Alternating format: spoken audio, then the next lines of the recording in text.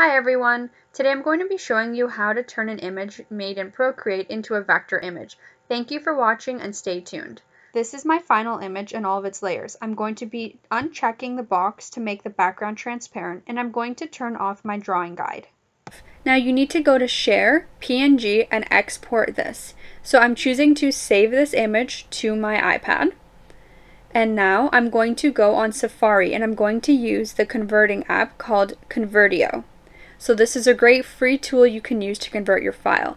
So you're going to select your image, and it's from your library because you saved it onto your iPad. And once you add it to the website, you go to convert. But first you have to select what format you want it to be when it's done, which is SVG, because that is our final vector image.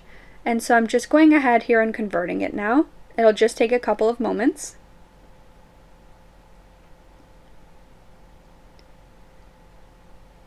And my conversion is completed. So I'm going to go ahead and download this onto my iPad. And now you can find this final file in your download section.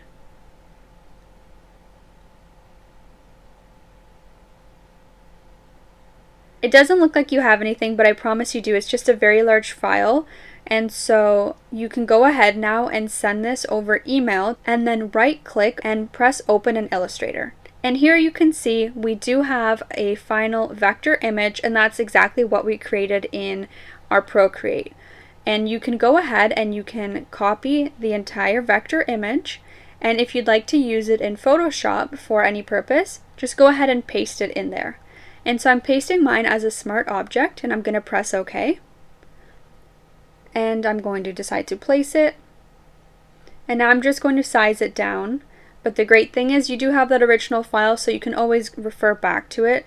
And just creating a new layer here, I'm going to show you, we did save it as a PNG originally, so it is transparent. And so this is how you can use Procreate and Convertio to make yourself a custom-made logo in Procreate.